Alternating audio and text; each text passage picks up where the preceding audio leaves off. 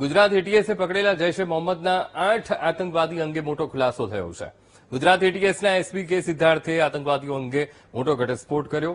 8 આતંકી પૈકી અહેમદ અને ઇબ્રાહીમે જૈશ એ મોહમ્મદ મોડ્યુલ શરૂ કર્યું.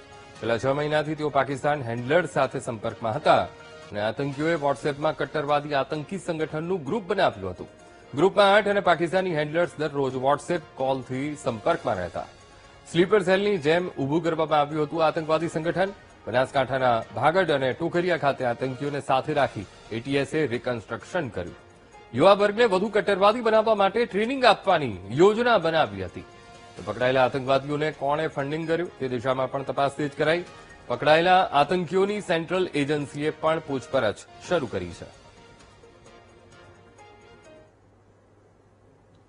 એટીએસે જૈશ એ મોહમ્મદના મોડ્યુલનો પર્દાફાશ કરીને 8 આતંકવાદીઓની ધરપકડ કરી હતી. આ શંકાસ્પદ આતંકીઓની હાલ તો રિમાન્ડ મેળવીને જે એટીએસ દ્વારા રિકન્સ્ટ્રક્શન કરવામાં આવ્યું છે તેમના ઘરે સર્ચ કરવામાં આવ્યું છે. ખાસ તો તેમના ઘરેથી કેટલીક શંકાસ્પદ વસ્તુ પણ મળી છે તે આપણે જાણીશું એટીએસના એસપી કે સિદ્ધાર્થ સર સાથે. સર, ખાસ તો રિકન્સ્ટ્રક્શન કરવામાં આવ્યું આતંકીઓના ઘરે શું શું મળી આવ્યું છે?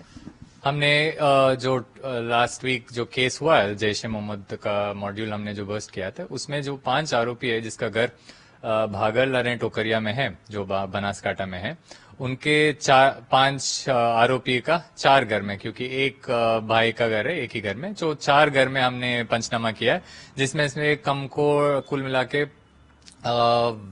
बुक जैश ए मोहम्मद का चीफ जो मसूद अजहर है उसका लिखा हुआ बुक्स जो जीरोक्स कॉपी मिला है, कुछ कागज मिले हैं, उसके अलावा उसका एक आरोपी का मोबाइल फोन सीज किया गया था जो हमारे केस में इनका रेडिकलाइजेशन को क्लियरली एस्टेब्लिश करने का एक एविडेंस तरीके यूज हुआ होगा. સર, ખાસ તો આજે આતંકીઓની જે વાત કરવામાં આવે તે પાકિસ્તાનના હેન્ડલર સાથે પણ જોડાયેલા હતા. વડોદરામાં બી કાશ્મીરી વ્યક્તિને મળ્યા હતા. તો આખું કનેક્શન કેવા પ્રકારનું સામે આવી રહ્યું છે અને આ લોકો સ્લીપર સેલ બનાવી રહ્યા હતા કે શું એ લોકોનો હતો પ્લાન?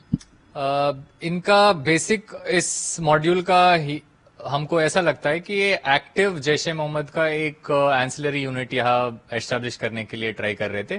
जो इनिशियल जो इनका पाकिस्तान हैंडलर के साथ जो कांटेक्ट हुआ था वो मोस्ट प्रोबेबली सोशल मीडिया के थ्रू हुआ था. उसके बाद इनका जो एक्सट्रीमिस्ट एटीट्यूड को उनको टैप करते हुए इनको कैसे यूज कर सकते इस ग्राउंड लेवल पे यहाँ पर जैश ए मोहम्मद का एक्टिव और एक्चुअली रेडिकलाइज्ड और एक्सट्रीमिस्ट एटीट्यूड जो लोग हैं उनको टैप करके यहाँ पर एक एंसिलरी ऑर्गेनाइजेशन एस्टेब्लिश करके उनके साथ जो भी काम करना चाहते हैं वो इनका प्रयत्न हो सकता है. જોયું આપણી સાથે ગુજરાત એટીએસના એસપી હતા અને જે પ્રકારે જૈશ એ મોહમ્મદના જે શંકાસ્પદ આતંકીઓ જે ઝડપાયા છે તેની તપાસમાં ગુજરાત, મધ્યપ્રદેશ અને કાશ્મીરને જે કનેક્શન છે તે અત્યારે સામે આવી રહ્યા છે અને ખાસ કરીને પાકિસ્તાન હેન્ડલરના ઇશારે આ સમગ્ર નેટવર્ક શરૂ કરવામાં આવ્યું હોવાનું સામે આવ્યું છે. હાલ તો 14 દિવસના રિમાન્ડમાં કેટલાક શંકાસ્પદ જે દસ્તાવેજો મળ્યા છે, ફ્લેગ મળ્યો છે, પરંતુ સાથે તેઓના સોશિયલ મીડિયા સાથે સંકળાયેલા અન્ય કયા કયા આતંકવાદીઓ સામેલ છે તે તમામ મુદ્દે હાલ એટીએસ તપાસ કરી રહી છે.